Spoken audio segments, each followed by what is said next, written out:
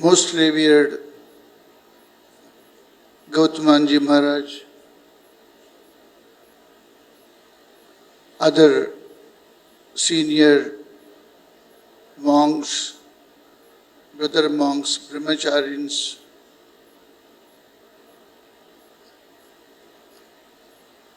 Mr. Kamakoti, Director of IIT,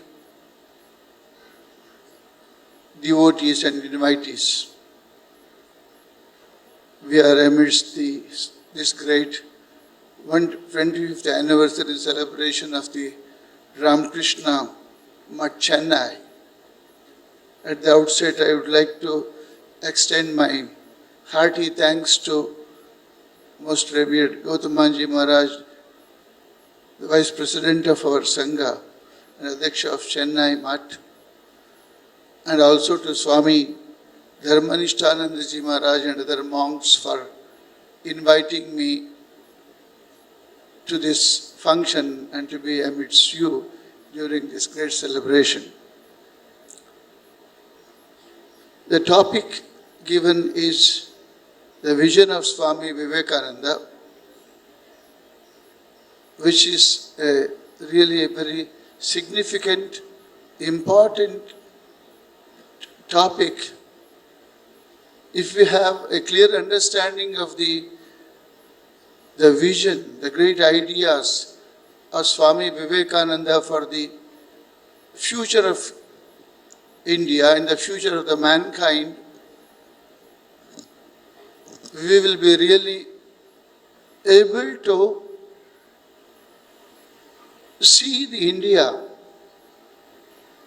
rising higher and higher, greater and greater, and we'll be able to see India as Mr. Kamakotuji just now told, that we can be a superpower in the field of technology, but Swamiji's India is going to be an ideal country,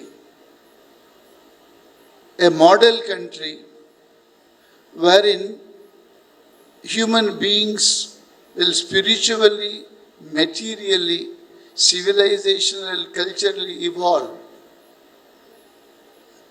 and fulfill the call of the destiny. So Swamiji's ideas are to be really studied.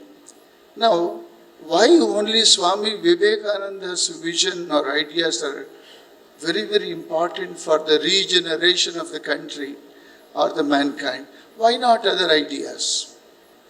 What is that uniqueness, greatness, the importance and the power that we see in Swamiji's ideas? Now, we will just try to, in this limited time, this part we will try to understand why Swamiji's vision is so very important. Understanding his ideas are very important. And then we will touch upon only one or two of his ideas, if the time permits. Now, Swami Vivekananda is a man of God realization, experienced Nirvikalpa Samadhi. And he is the one who had a deep knowledge of this country and the world outside.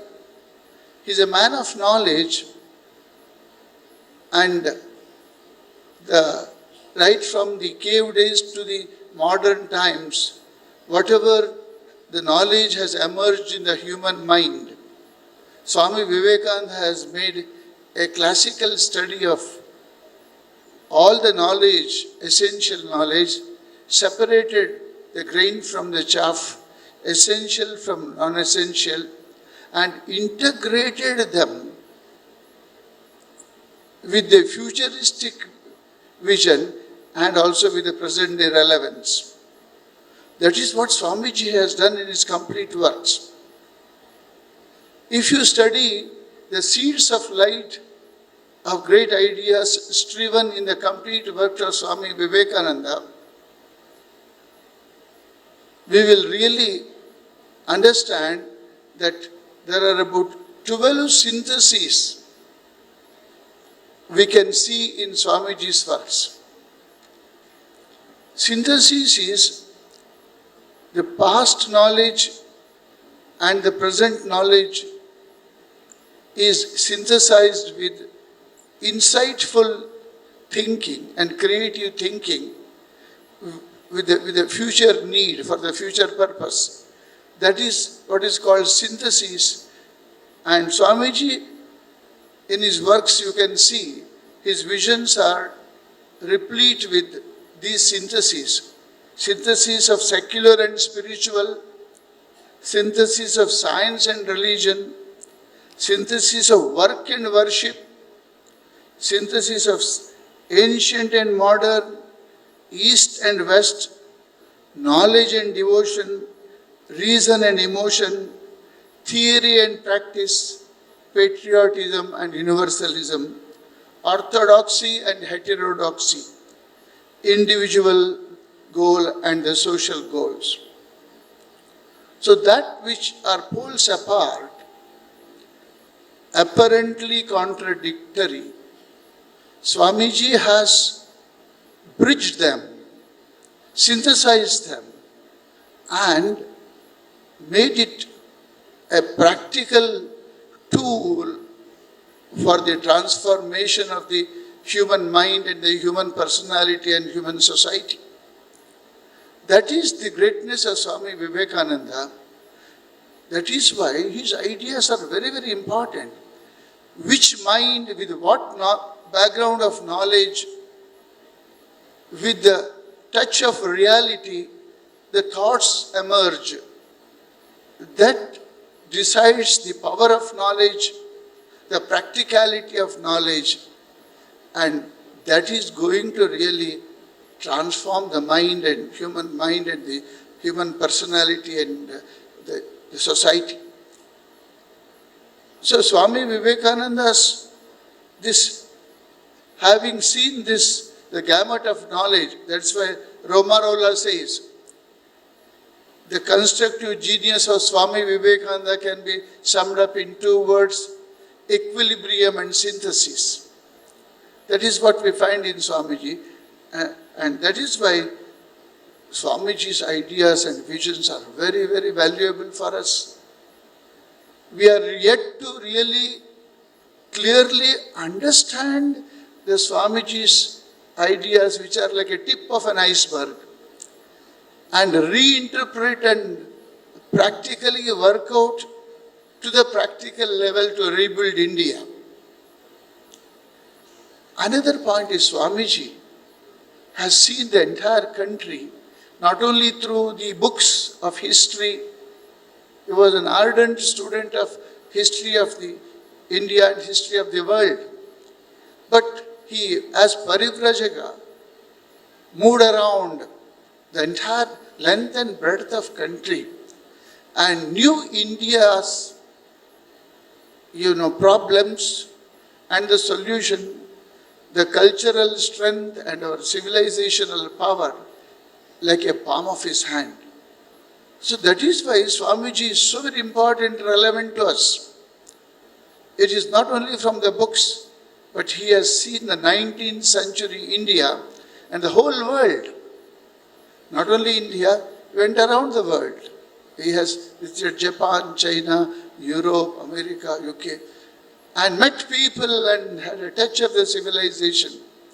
So Swamiji is eminently qualified, and his ideas are a great tool for the transformation of this country and the transformation of the mankind. This we should understand. Compared to the ideas which are churned in a Ramakrishna Vivekananda, direct disciples in Ramakrishna movement, in the light of the life of these people in this last 125 years. And what has emerged today, based on the vision of Swami Vivekananda is something very remarkable. Creating a casteless society, feeling for the poor and the downtrodden. These are all the problems of today. And especially the essential knowledge for effective living, what is actually essential knowledge which is required for the transformation, you find in the visions of Swami Vivekananda. And Swami Vivekananda was a great, ardent lover of the poor and downtrodden. He tells, feel my children, feel for the poor. Feel until your heart stops and brain reels. Then comes the indomitable energy and none can resist you. These are the words of Swamiji, which is not only giving us the idea of in which direction the India should go forward, he also gives us the method, the tools, how we need to transform India. That is why Swamiji's ideas on education, man-making, character-building education, in which he said, according to him, education should touch and address the body, mind, and the soul. So he calls for integral education, which has the spirituality in the center, because spirit is center of human being.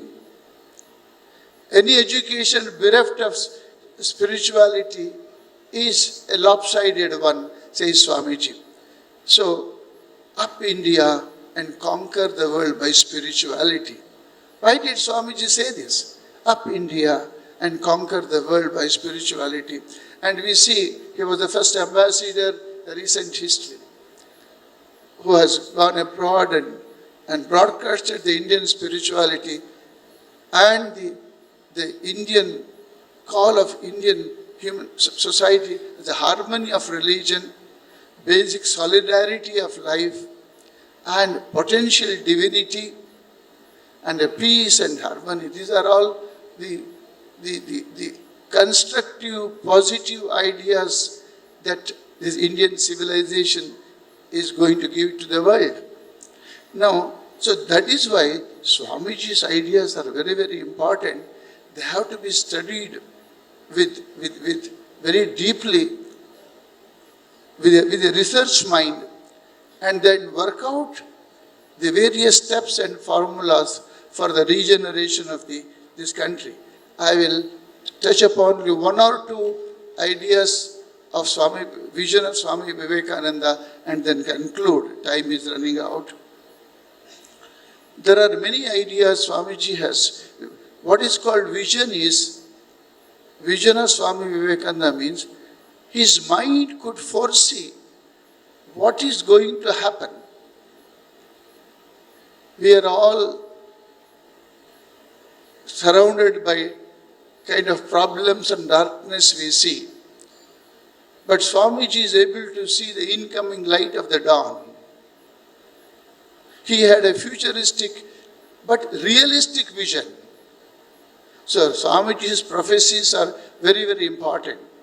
So Swamiji himself says, he went to the West, the uppermost thing in his mind was regeneration of India.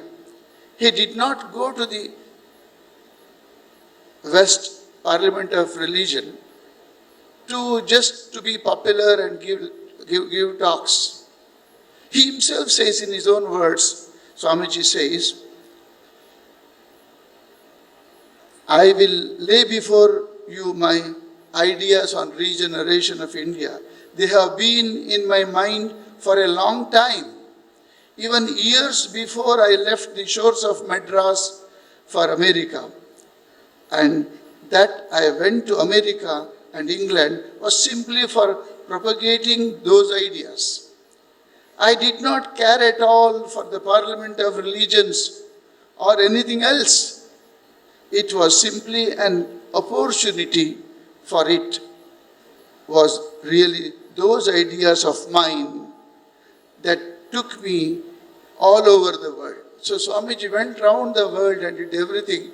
But he wanted regeneration of India means regeneration of the world.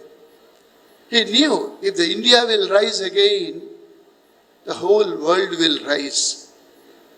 So he says, Swamiji's prediction about the future glory of Mother India, Swamiji says, one vision I see dear as life before me, that the ancient mother has awakened. Once more, sitting on her throne, rejuvenated, more glorious than ever, proclaim her to all the world with a voice of peace and benediction. So here Swamiji says how the future glory of Mother India, unhindered by any obstacle or forces, such was the intuitive confidence of Swamiji about the resurgence of India. So it gives us tremendous confidence amidst so much of problems around. If you study Swamiji, it will give you Atma Vishwas. If at all we have to make the Atmanirbhar Bharat, I think study of Swami Vivekananda is to be a part of the education, if not in the formal education, in the informal way to the children and the youth and the people. If we really give this Swamiji's powerful idea about Bharat, I will see it is easy to really regenerate India. The second inevitable role of India, which has to play as a Vishwaguru, Swamiji says, onward my lads, the whole world requires light. It is expectant. India alone has that light, not in magic, mummery and charlatanism, but in the teachings of the glories of the spirit of real religion, of the highest spiritual truth. That is why the Lord has preserved the race through all its vicissitude unto the present day. Now the time has come. Have faith that you are all, my brave lads, born to do great things. Here Swamiji clearly affirms the inevitable role that India has to play as Vishwaguru in the transformation of the mankind. Finally, I conclude reading the vision of Swami Vivekananda one more. Swamiji's observation about the decadence of India and how it will rise again.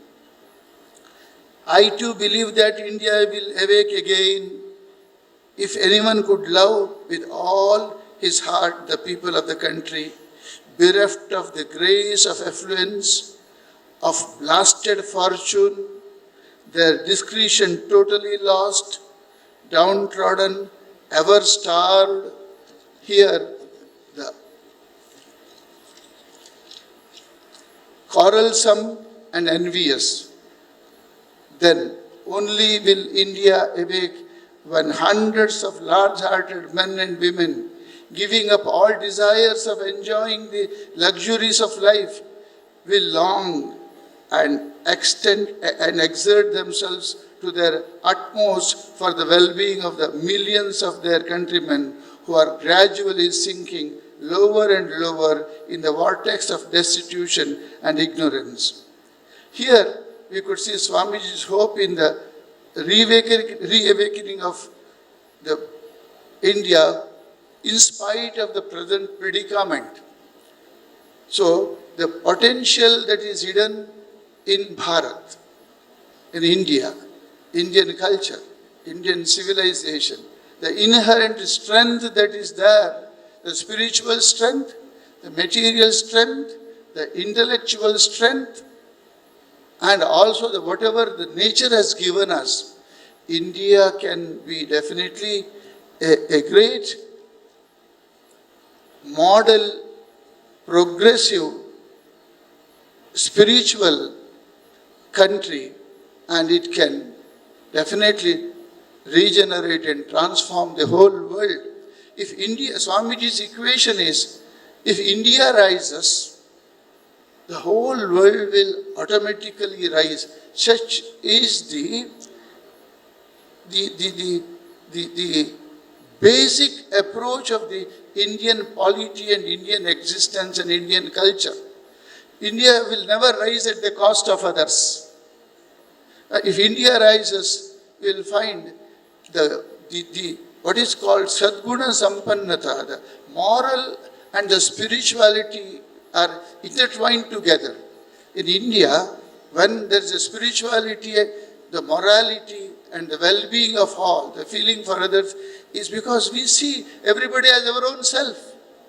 The purpose of the Vedanta, the goal of the Vedanta, the crux of the Vedanta is see Shivajnane Jiva Seva, that means see the Lord divine within us, see the divine everywhere around. So according to the Swamiji's thesis, if India rises, the whole world will rise. And this is the gist of the vision of Swami Vivekananda. I thank everybody for giving me an opportunity to be with you this evening. Thank you very much.